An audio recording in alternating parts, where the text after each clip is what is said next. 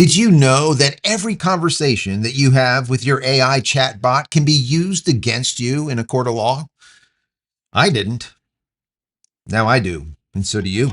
Let's get into it. Hey everybody, welcome back to the channel. Thank you so much once again joining me for Tea Time. We are at the end of some fireside. I hope you're joining me with your cup of tea, maybe a cup of coffee, hanging out, talking space, SpaceX, Starlink, any type of tech, really. Linux, all kinds of good stuff. Today is going to be an AI day. And I just learned something that was just disturbing, at least disturbing. And this was from Sam Altman. You know, the guy, OpenAI, the one that Elon Musk is always going against with ChatGPT, and Elon is suing and all the rest of stuff. Anyways, ChatGPT, I'm sure a lot of you know what AI bot that is. And some of you use GROK, some of you use whatever, any type of AI bot that you use. The bottom line here is I looked up all of them, and there wasn't a single one that protects your privacy. Now, I'm not talking about protecting privacy when it comes to using your data to train their models. No, we're going deeper than that. We are now going into the realms of law. And if you start conversing with your AI chat and you're very, let's say, intimate with it and giving it a lot of really good, juicy data that could be used against you, well, the bottom line here is, according to Sam Altman in a recent interview that he had with this past weekend with Theo Vaughn, the answer is yeah, it can be used against you in a court of law. What? I mean, I guess we can understand that that could be true, but the bottom line is it really shouldn't be, in my personal opinion. So I want to go through some of this chat that they had together and give you some quotes that Sam said here that I think is really, really telling.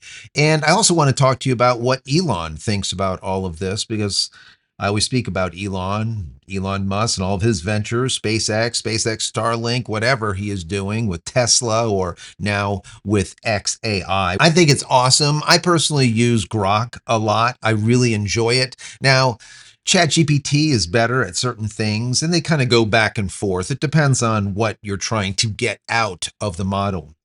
And for the most part, if you know how to speak to these models well and pose questions properly, you'll be able to get a lot out of them. If not, you'll end up getting a lot of stroking, a lot of fluff, a lot of, let's say, things that you want to hear and not necessarily what you're looking for. I could do a whole nother video about that and how to actually construct proper prompts when it comes to these large language models. There is a certain technique in doing so that you actually get the best or the most out of them.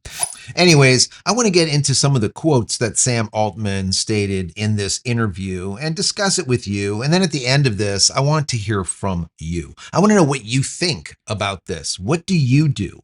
Are you someone that uses OpenAI? Are you using ChatGPT and GROK and all the rest of them? Claude, whoever. Are you one of those people that use it for everything and it knows everything about you because you're constantly speaking to it about personal matters? Or are you someone that uses it a little bit more on the, let's say, reluctant side and not give them all of the information and just understand that there's always someone listening? Right? There's always someone listening. I'm going to give you a couple of quotes that Sam stated here, and I think that quotes are very important because you get the breadth, the brevity of something in comparison to me distilling it down for you and then adding a little bit of my nuance to it, which we don't want. I want you to know exactly what Sam Altman is talking about here and how he speaks about it. So to start out with, he stated this: people talk about the most personal shit in their lives to ChatGPT. People use it as a therapist, as a life coach, having these relationship problems and asking, quote, what should I do? And this is very true. There's a lot of people that do that. They ask ChatGPT for the most intimate advice. Now, some of the stuff is, let's call it agnostic. It doesn't go either which way, but some of it is highly personal. Maybe it has something to do with health. Maybe it has something to do with finances or something to do with a relationship or something that can later on be used against you once again in a court of law. We'll get into that in just a second. Here's another quote. And right now, if you talk to a therapist or a lawyer or a doctor about these problems, there's legal privilege. Very important. Legal privilege. And we haven't figured that out yet for when you talk to ChatGPT. And that is absolutely the case. When you're talking, like he's saying, to a therapist or a lawyer or a doctor, you have that legal privilege. Client privilege, where they don't have to abide by any type of subpoena asking for information. It's privilege. That's it. You don't get it. All right. This is just how it's always been. Now, should that also hold true when it comes to when we speak to chatbots, large language models, or not? That is the primary essence of the question here. In plain terms, this is what he states. If you talk to ChatGPT about your most sensitive stuff, and then there's a lawsuit, we could be required to produce that. Once again, what he's stating here is if they are subpoenaed by the government, by the federal government, by a local state government, whoever, they might have to give that information to the authorities. Very, very important. He called the situation, quote, very screwed up. Quote, we should have the same concept of privacy for our conversations with AI that we do with a therapist. And no one had to think about that even a year ago. That is absolutely the case. No one would have thought that AI should be thought as a therapist, as a doctor, as an attorney, or anything like that. But as of today, they kind of are. Some of these large language models have been proven to be more effective than an attorney in the court of law. They would actually beat another attorney, a human attorney, in the court of law, and that's just it. So I would have to say, yes, they should have this privilege. What say you? He continues with this. He expresses his personal anxiety about the uncertainties. And I like this statement because it just shows where he's at, where his mindset is. He said, that's one of the reasons I get scared sometimes to use certain AI stuff because I don't know how much personal information I want to put in, because I don't know who's going to have it.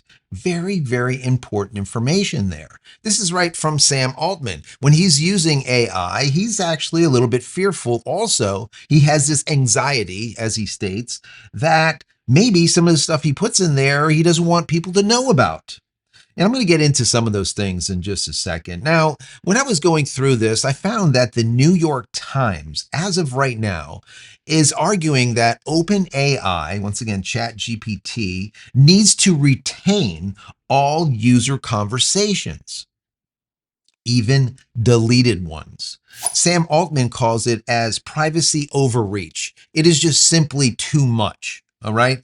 And in a way, I actually agree with him. I'm not a fan of Sam Altman, right? I'm more of a fan of Elon Musk. But when they talk about these issues, they're similar in certain ways. Now, when I look at this, the way I look at it, and I want your thoughts. What do you think? When I look at it, some people will say, well, I'm not a fan of the training. And training has been happening for a long time. When you ask a model something, it uses those questions to train for future questions. Also, if you are editing, let's say, a photo online, certain packages will send those images that you're editing for training. When you open up your database of photos, all of a sudden, all of those photos can be trained on without you even knowing about it. It's in like the TOS, the terms of service, buried deep in little fine print. And that's where a lot of these companies have been called out on. Now, I think that that is bad, but I don't think it is as bad as the ability for the government or a law enforcement agency to be able to subpoena these LLMs. Right? ChatGPT, GROK, whoever you use for your queries. I just simply think that that's a little bit yuck.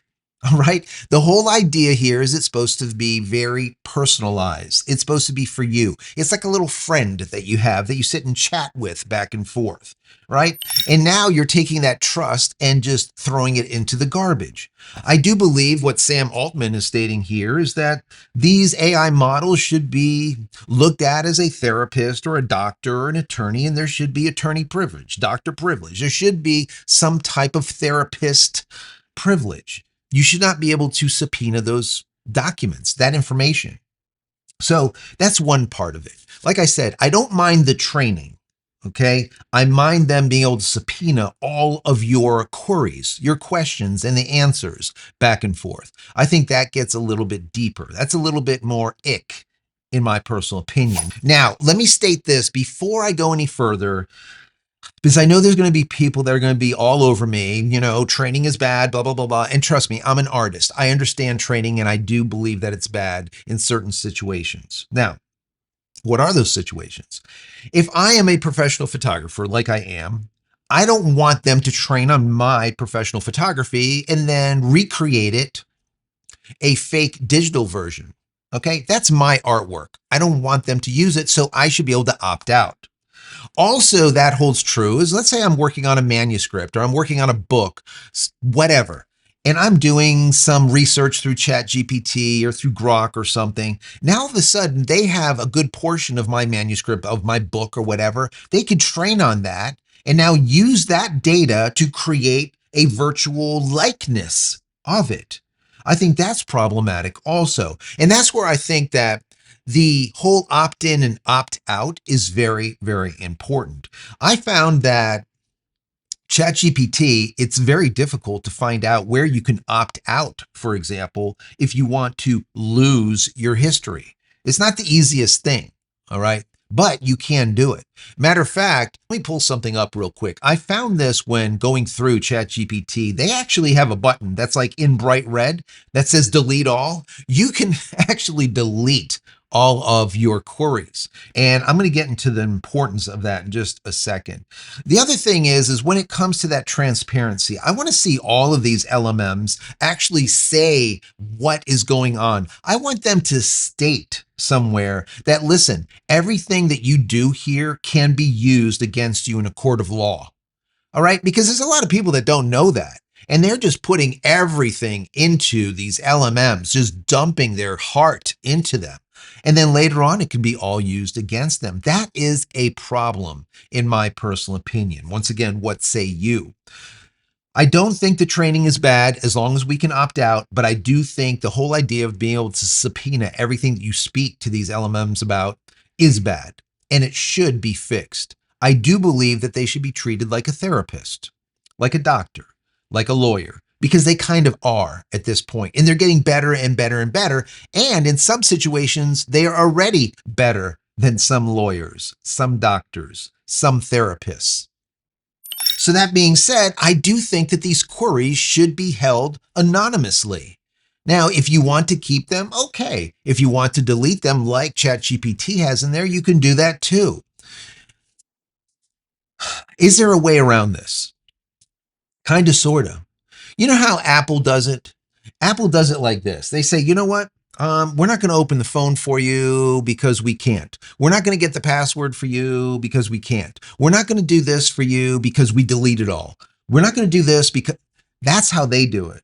They basically say, listen, our hands are tied. We can't. Now, how do they tie their hands? The perfect way is to say, let's say every chat that you do with ChatGPT is deleted in 24 hours, 72 hours, a week, a month, however you want it to be set up. And that's something that you set. It pops up. It says, hey, how long do you want me to keep these?